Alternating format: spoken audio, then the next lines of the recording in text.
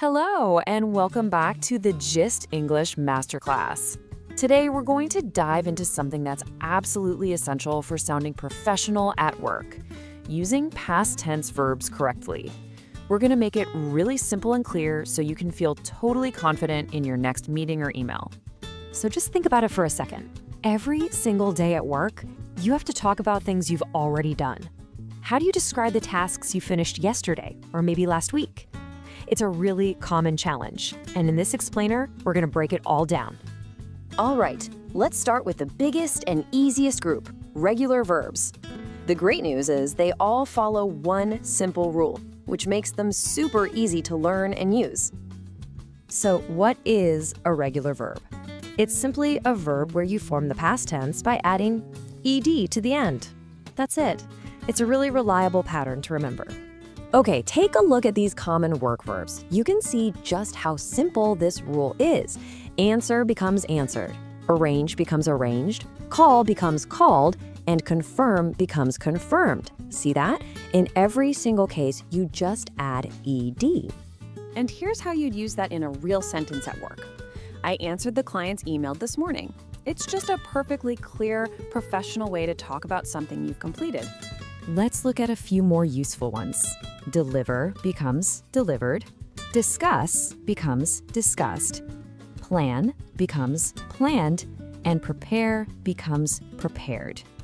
It's that same simple ed rule every time. You're getting the hang of this.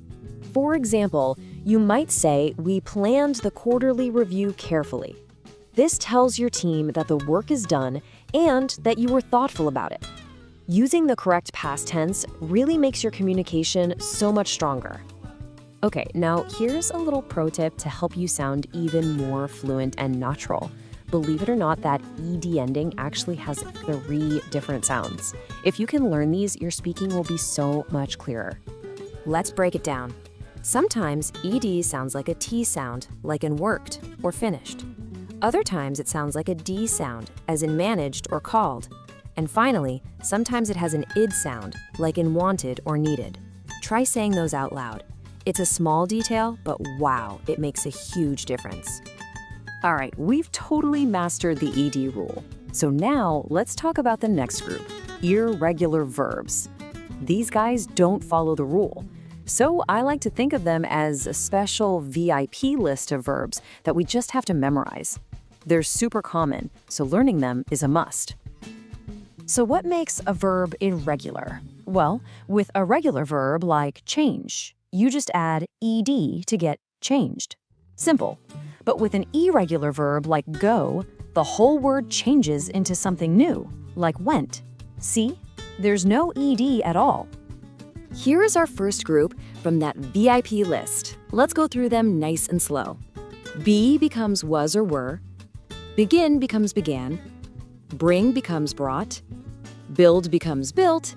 And buy becomes bought. For example, you could say, she brought new ideas to the discussion. What a great, powerful sentence, right? It shows a real contribution that happened in the past. Let's keep going with our list. You use these verbs all the time, I promise. Do becomes did, get becomes got, give becomes gave, go becomes went, and have becomes had. You can probably see why memorizing these is just so useful. And here is our final set for today.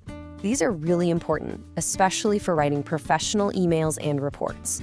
Make becomes made, meet becomes met, send becomes sent, speak becomes spoke, and write becomes wrote.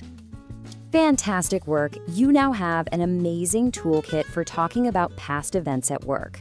Seriously, think of this as your path to speaking and writing English with a lot more fluency and, most importantly, confidence.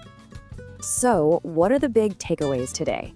First, just remember that easy rule. Most verbs just add ed. Second, to really improve your speaking, practice those 3 different sounds of ed. And third, start learning that VIP list of common irregular verbs. And now it's your turn to practice. I have a question for you.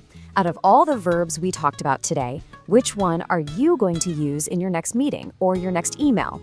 Using new words right away is truly the best way to make them stick. Thanks for joining, and I'll see you in the next class.